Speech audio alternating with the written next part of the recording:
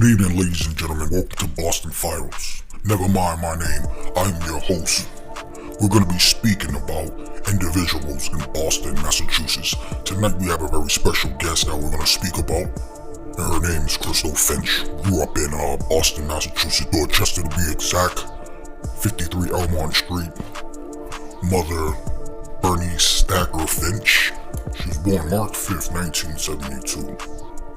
By the time young Crystal was 14 years old, she was pregnant for the second time. She lost her first kid.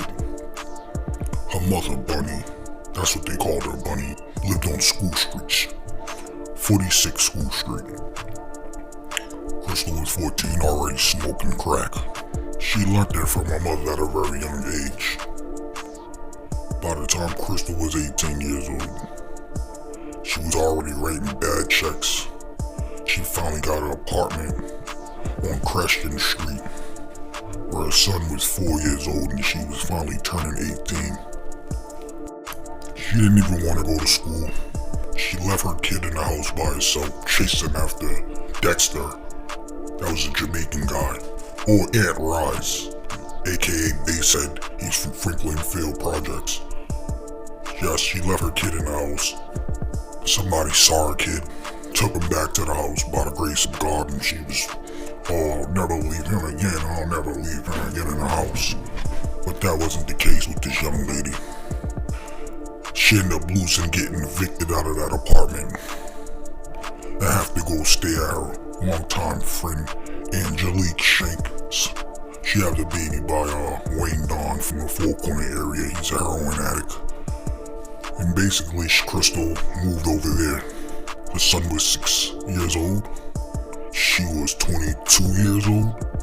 And she lived on 12 Cortland Road with a 17-year-old boy. His name is Archie Lane Fuji. Young Crystal was never worried about her son. She was only worried about the crack cocaine that Fuji could provide at that time. She didn't want to get up and go to work like normal women and normal human beings and get tax legal dollars. So that relationship didn't work out very well. He ended up having a baby by Mel that lives down the street from her. And she continuously to stay with this man, well, this young juvenile. She's 22, he's 17, and Mel is 17. I think that young couple was appropriate to be with each other, not a 22-year-old woman with a 6-year-old son with no place to go, or a job, or education. Young Crystal moves back to Gus' house with her longtime friend, Angelique, I was telling you about. They sat in the room, drinking 40 ounces, sending shout-outs to inmates, Kelly Smoke, Anthony Rise, Archie Lane, Paul White is the other inmate. All these young women did, Crystal and Angel, would sit on 53 Elmont Street upstairs in her room, drinking St. Ives, sending shout-outs to inmates on the radio station all day long. These women did not work. These women did not have no car. This is about young women in the Boston area, all over the world, that chose drugs and not their kids. Welcome to Boston, Massachusetts, where a lot of young mothers and fathers are on drugs. It's a shame. By the time Crystal's son is 6 years old, he's already homeless, living with multiple people, multiple family members. She didn't know where her kid was getting off of the bus or getting on the bus. She did not wash her kid's clothes. She did not help him with his homework. She wasn't a mother. This is what you need to understand. This young woman was out chasing cocaine. She was out chasing cocaine with Archie Lane, Gene Sutton, and those type of guys.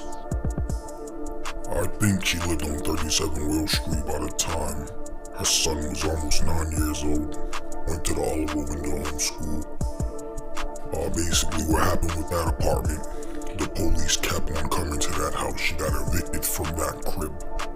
Archie Lane and Quint was driving a Maxima 1997 Maxima where they struck a little girl on Morton Street and it turned into a criminal hit and run. case. That's right around the time when Crystal was sleeping with Kurt, which is Fuji's friend. Like literally on 37 Will Street. If that's not a hoe, then I don't know what is. Young Crystal ends up getting evicted from 37 Will Street, where she goes back to 53 Elmont Street. You got it. Where all the roaches is at. Roaches in the cereal boxes, roaches in the refrigerator. There was just roaches everywhere in that house, and she let her kids stay there. No heat, no shower, and no nothing. You have to take a shower out of a sink and heat up the water.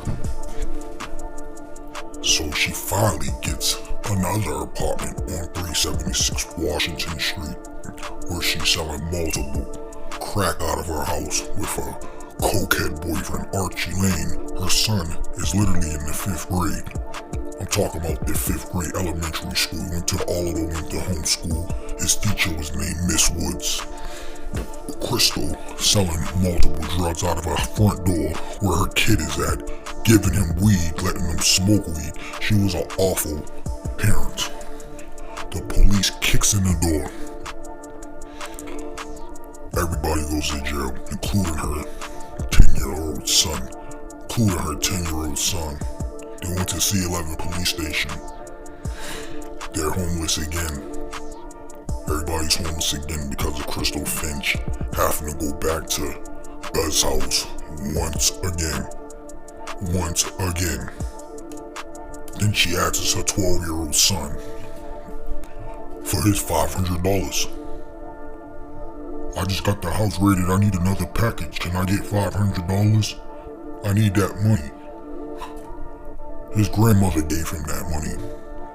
Are you stupid? His grandmother gave him that money. So he said no, she got an attitude.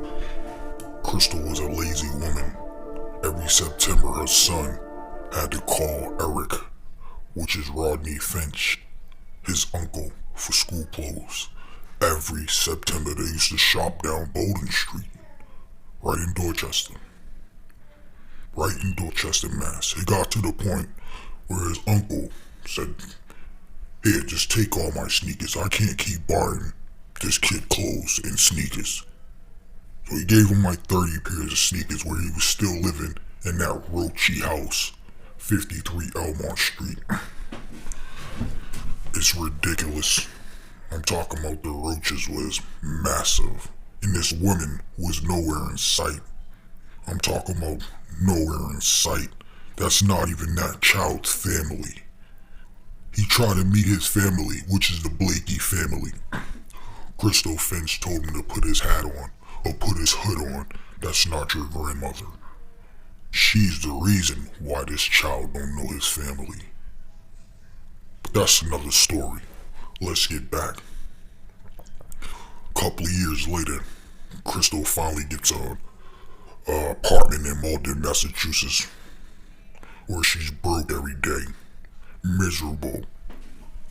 She gets back up with the same guy, Archie Lane, the one that got a house raided 3 or 4 times, as I was explaining earlier. He starts selling crack out of the house again.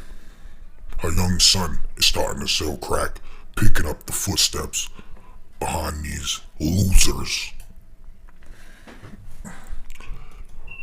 Crystal gets into an argument with her son because he is starting to sell more narcotics than both of them. Then one day, Archie Lane asks for the phone because it was in his name. Her son gave him the phone. Archie Lane tried to be a snake and cut him out of his place. He tried to go see everybody, and he ended up catching 4-year case again. Crystal tried to get mad at her son. He ends up leaving, going to stay with his crackhead grandmother, which is Bernie's bunny, while Crystal is moving Quentin Finch to kill Speed in his room. And this kid is a juvenile. After all the police raids, You got this kid and you giving other people this child's room away. She is despicable. She is despicable. So anyway, she starts meeting this guy named Jabari. Fat guy. She's like, I don't even like him. He just got a lot of weed. He just got a lot of weed. Gold digger. Gold digger. I think she's like almost in her 30s. By this time, her son's almost 17, 18 years old. He catches a trespassing in the projects, so he barely even sees her anymore. He starts moving on Blue Hill Avenue. He moves on Blue Hill with her friend for a couple months, Angel, where she probably wanted to suck his penis and she didn't know how to tell him. But anyway, that's another story. He moves over there for a couple months, start making money with, what's his name, Wayne Don, the dope fiend. Start making money with him.